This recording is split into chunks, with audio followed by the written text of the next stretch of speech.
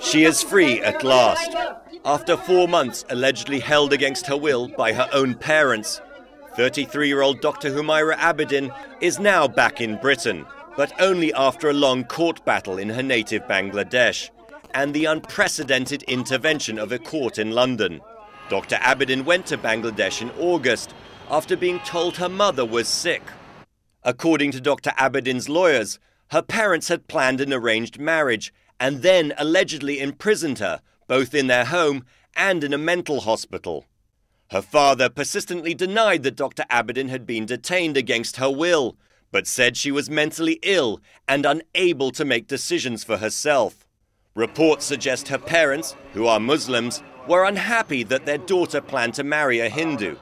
Her parents ignored several court orders in Bangladesh. But then, Dr. Abedin's lawyer in Britain received some surprising news.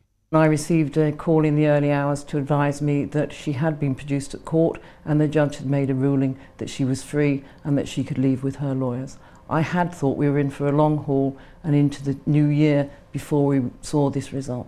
The catalyst: international pressure. Despite Dr. Abedin not being a UK citizen, her lawyers applied for an injunction here at the English High Court under the new Forced Marriage Act.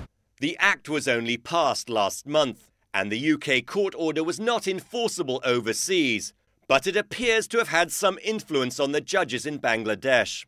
Anne-Marie Hutchinson, Dr. Abedin's lawyer in London, hopes her release will send a signal around the world. After a long journey on the issue of forced marriage, culminating in the Act, it finally sends out the message: forced marriage is wrong, it will not be tolerated, and if it happens, or it is threatened to happen, it will be stopped.